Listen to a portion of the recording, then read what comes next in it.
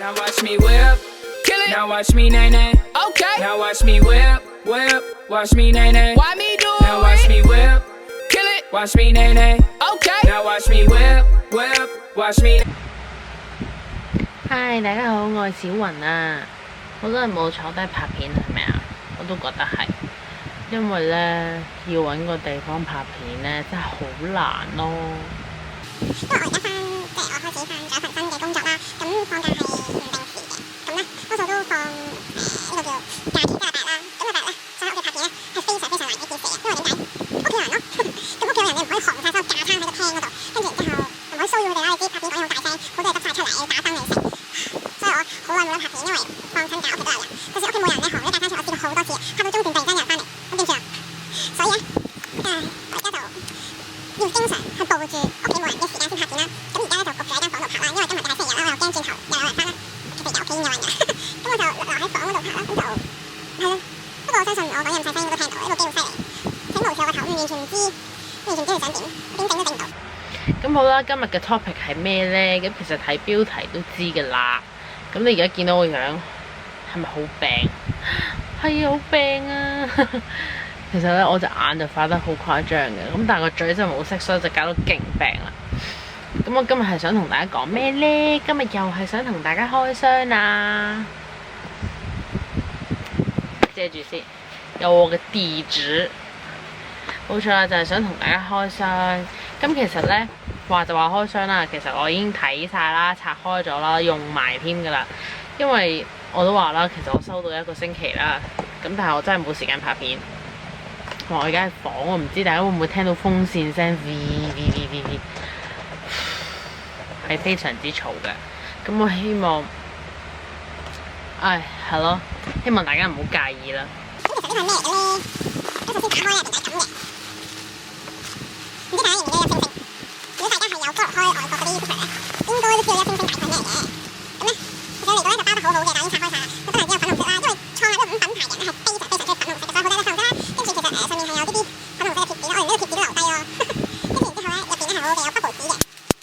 我喺呢度想玩啊！跟住呢度入邊咧就係我嘅產品啦，我買咗7支唇膏，自己講完自己都想笑。咁跟住入邊咧仲會有一張咁嘅嘢啦，就係你買咗啲咩啦，啲唇膏嘅名啦、你地址啦、歐鋪添。係揾翻我喺度，我起咗成名嘅部相機。咁跟住咧，同埋咧就會有一張好似 poster 咁，又唔係 poster。呢張啊，咁呢一位呢，就係創立呢一個品牌嘅人啦。咁呢個品牌呢，個名就叫做 Jeffree Star， 係一個點講呢，都唔算新嘅。佢啲唇膏已經出咗好耐㗎啦。咁但係近排呢，佢出咗好多新嘅 product 喎。佢出咗 highlighter 啦，出咗眼影啦。又深深眼 OK， 冇錯，好想要晒。你知唔知佢出 highlighter 第一日咋sold out咯？一出就即刻sold out，灰到阿媽都唔認得咯。咁就係佢後面就會有講2支唇膏啦。咁其實2支唇膏呢，我係有買呢支，今次我係有買呢隻色嘅。呢隻呢係新出嘅，咁我就未有。因為太耐冇拍片嘅關係，點解我發覺我講嘢一嚿嚿嘅喂？唔知好混亂啊！咁首先呢，因為呢我都話啦，嗰個創立呢個品牌嘅人呢，佢自己叫自己做 Jeffree Star 啦，都叫咁個品牌叫 Jeffree Star 啦。咁呢，佢就好中意粉紅色嘅。咁而呢支點解係藍色呢？我估係唔同嘅，即係 formula 同埋所有嘢都係一樣嘅，但係。其實我都唔知點解呢支係藍色嘅，係咯？點解呢？是但啦。總之有一支係0044藍色包裝，跟住其他全部都粉紅色啦。跟住入邊呢，就係、即係佢前面又係咁樣一排星星啦，勁靚咯佢個星星。Jeffree Star， 我超中意睇佢哋 YouTube， 真係好正。即係雖然我英文唔係咁好啦，但係即係我明佢講咩嘅，我都 get 佢講咩嘅，同埋我好中意佢嗰啲。Hello， 即係好中意點講？我唔知，你哋試下留意下佢 YouTube， 我會將佢個 YouTube 個名打翻喺下面㗎啦，你哋可以留意下啦。咁呢啲產品呢，嗰個網站咧，我都會打翻後面嘅，打翻後面。後面喺邊度啊？後面打翻下面。咁佢嗰個網站啲所有產品咧，可以直接 ship 嚟香港嘅，係啦，係可以直接寄嚟香港嘅，所以唔使怕，一定可以買到嘅，耶！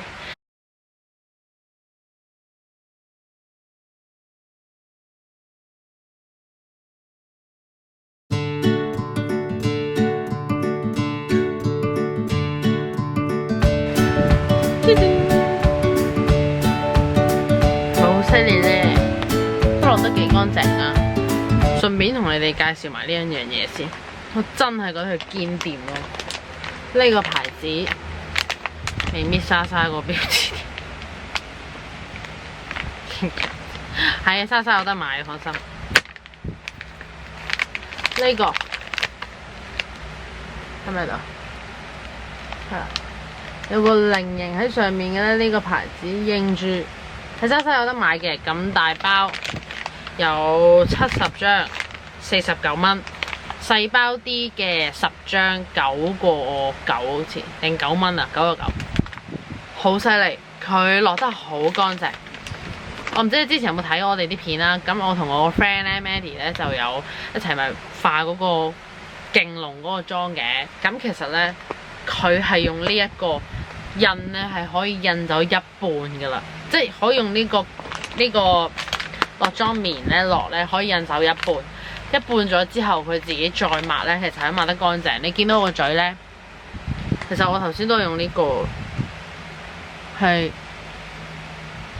乾淨，同埋佢唔乾嘅，即係落完佢唔乾，好舒服嘅，所以大家可以去莎莎搶購一番。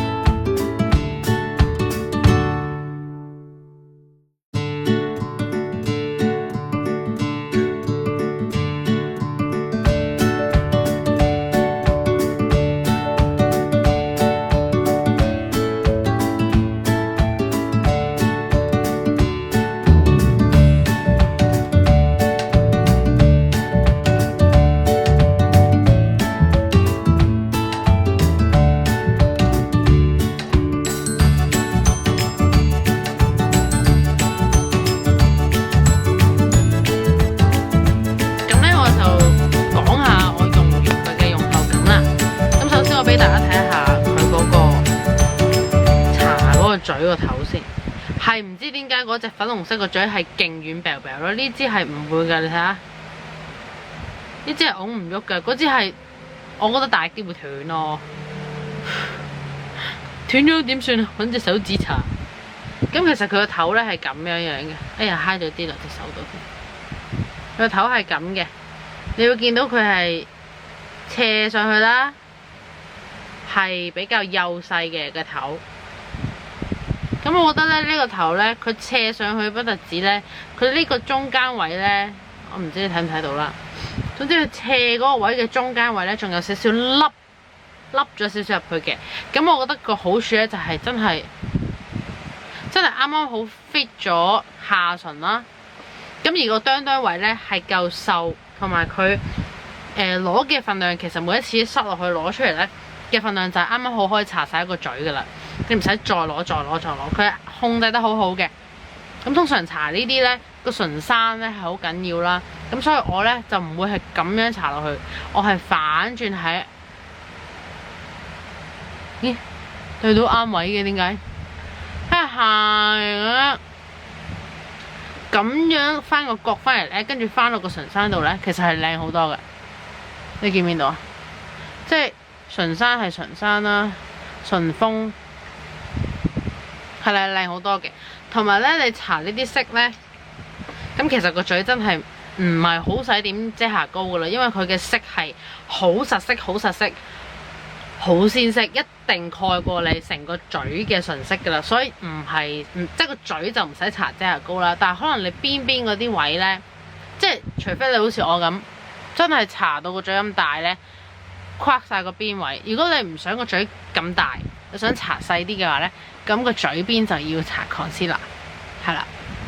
咁到目前為止啦，我試咗7隻唇膏啦，就落咗6次啦，同 lime crème 一樣，唔乾，冇起死皮，唔辛苦個嘴，好自然，好舒服。咁你係會知道自己有搽唇膏嘅，你唔會真係好似平時真係冇搽唇膏咁咩呢？自由？唔係啊，都好自由嚟嘅。你明㗎啦。總之好舒服嘅，其實搽佢都你會覺得好方便咯。但係我覺得啦，咁因為我暫時都係試過Jeffree Star 啦同埋 Lime Crime 兩隻唔同牌子嘅呢一種 liquid 狀嘅，但係乾咗變咗 matte 嘅唇膏啦。佢呢易甩色啲嘅，真係易甩色啲嘅。可能即係我話咁樣掂呢，你話係冇啫。但係如果你真係飲水，又或者即係真係好大力咁貼落個口度呢，係點都會甩少少嘅。但係 Lime Crime 係完全冇嘅，Lime Crime 係冇嘅，Lime Crime 係真係唔甩㗎。即係除非你食油嘅嘢啦，我都講過啦，油嘅嘢就一定甩硬㗎啦。咁除非你食油嘅嘢咧，Lime Crime 先會甩色嘅啫。如果你平時印啊、錫你男朋友啊，Lime Crime 係唔甩嘅。但係呢個你要小心，太大力錫咧係會有嘅。OK， 咁我對呢一支唇膏嘅感想就係咁啦，係咯，好靚啦啲色。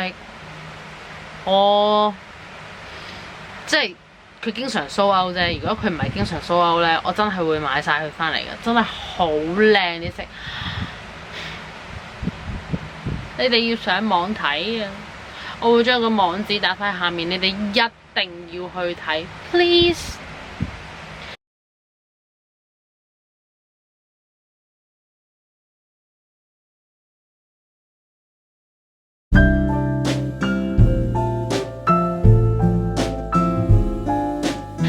咁呢，仲有一樣嘢我想分享下啦，就係近排我上一條片呢咪分享咗我個妝嘅，咁就係個眉啊、個嘴啊，咪好多唔同顏色嘅。咁個反應呢就唔係好熱烈，即係可能即係咯，我嘅意思即係可能有啲人接受唔到啦，可能我所中意嘅嘢唔係一般大眾都中意嘅嘢啦，可能我中意嘅嘢比較突出，係咯，你知啦，喺現今嘅社會突出就好容易令人反感噶啦嘛，係咪先？可能我中意嘅嘢真係比較突出，但係我真係中意呢方面嘅嘢，我真係覺得好正，我真係覺得點解搽唇膏一定係 nude 色？點解搽唇膏一定係粉紅色自然？點解唔可以型啲？點解唔可以突出啲？點解唔可以wow？即係我好中意嗰種 wow rare， 哇！係我自己都唔知自己講乜，係啦，所以我真係超中意 Jeffree Star 呢個人，佢每一條片我都追嘅，我係有開嗰個叫通知，係啦，總之佢一有上片咧，我就即刻知，我就會即刻睇。我每一次睇嗰啲片我都覺得好開心啦，我覺得係咯，即係佢哋嘅生活方式係同我哋真係好唔同，佢哋係可以做自己啦，中意點就點啦。因為咧，我講下 Jeffree Star 呢個人啦，佢其實係一個男仔嚟嘅，係啦，係一個男仔。咁但係佢，我記得我睇佢以前啲相咧，佢由細到大咧係嗰啲 punk 啊、rock 啊，但係勁誇嗰啲咧，黑色成個熊貓咁啊，黑色嘴啊，啲頭咧咁樣咁高嗰啲咧。係啦，佢以前係嗰啲，佢真係一個男仔嚟嘅。以前嘅造型係一個男仔嚟嘅。佢有歌嘅，即係佢都係唱歌嘅，係啦。好型啦。咁而家到咗呢，我唔知佢幾時開始就開始將自己裝扮成為女仔啦。咁我睇過佢好多片嘅。而家化妝好靚，我真係覺得佢皮膚好好。佢嘴係最吸引嘅地方。咁大家可以去留意下佢啲片啦，因為佢有啲地方係有添加一啲嘢嘅。咁我唔長講啦。佢所有嘢我都覺得好靚啦，佢啲假髮好靚啦，佢每一次唔同嘅造型好靚啦，佢嘅感覺係令到大家覺得我做自己，佢好舒服，即係佢嗰感覺係，即係可能你哋會覺得哇，男人扮女人唔係啩？但係我覺得佢嗰種感覺令人覺得唔核突咯，即係唔嘔心啊！佢種感覺係好舒服嘅，甚至話佢講嘢好似個女仔 ，Hello， wow， I love you 嗰啲咧，係完全覺得唔核突嘅，即係我接受到啦。我覺得 OK 啦，同埋我因為睇咗佢啲片之後咧，我見到佢身邊好多朋友都係男仔嚟嘅，都化妝嘅。咁可能就未去到佢嘅咁樣會連頭髮啊、衫啊都着到女仔啦。佢有個 friend 係化晒妝，但係外觀咧依然係男仔嚟嘅，但係化妝依然係好靚嘅。佢仲有個 friend，嗰個 friend 我覺得佢係好中意綠色呢一樣嘢嘅。佢成日全身都係綠色，唇膏綠色、眼影綠色、頭髮綠色、衫係綠色，總之成個人好似一棵草咁綠色，好靚。咁嗰個又係平時出街就係男仔嚟嘅，但係佢嘅工作係算係一個即係佢係識跳舞嘅一個人嚟㗎啦。佢就會將自己裝扮成一個女仔咁樣出現啦。咁好多人都好中意佢嘅。咁所以咧，自從我睇咗 Jeffree Star 之後咧，我就覺得我真係好羨慕外國嗰種，即係你行出街唔會有人咁樣嘅咯，真係冇咯。但係如果你喺香港啊，又或者係咯，就你多少少嘢奇怪少少，突出少少，啲人就會你睇下，哇！你睇下佢咩事啊？黐線啊，做 show 啊而家。但係其實喺外國係好正常㗎咋，即係可能佢哋每一日都係咁樣，但係係咯，喺我哋嘅生活嘅地方，大家就覺得呢樣嘢係咩事啊？奇怪咯。佢搏上位啊，突出係咯，就係咁樣咯。咁但係係咯，我想分享嘅就係可能因為我發覺我 po 完上次嗰條片之後呢，就唔見咗幾個人啦。即係本來 subscribe 嗰個數字就有改變啦。我唔知係咪因為上次嗰條片而有改變，定係因為佢哋覺得呢個好懶咯，成日都唔出片，呢個啲片唔好睇咯，所以我唔訂閱啦，或者咩啦，我唔知啦。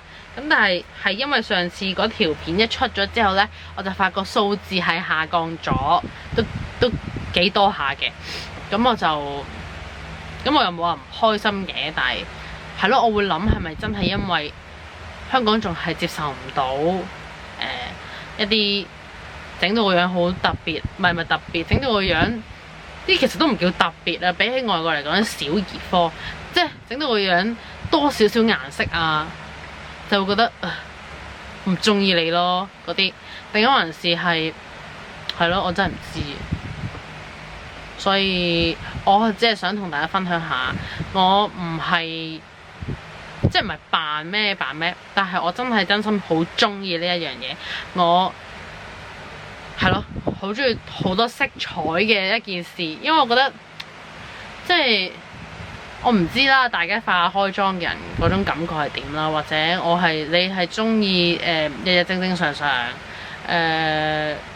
即係可能有啲人咧嘅內心咧，好似我咁一樣都係好中意啲好特別嘅嘢，但係又係任於呢個外即係呢個環境嘅眼光，令到佢收埋咗自己真心中意嘅嘢，去做一個人哋想你做嘅人咯。